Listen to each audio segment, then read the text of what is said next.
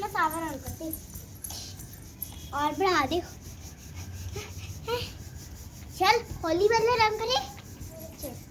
ये वाली नहीं ना। तो मैं कपड़े बदलने चल देती।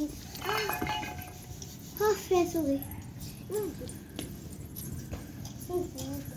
बाथरूम का भी कैसे कैसे खोलती दिया।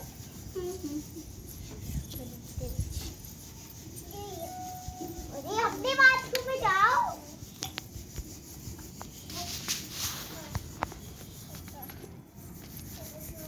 हाँ तो ये मेरा रूम है भाई।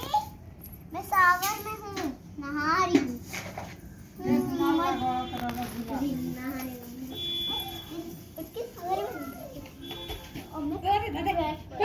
चलो जी दीदी के लिए जा छिटा जाई नहीं घर लेके जाओ। अब मार छिटा जी से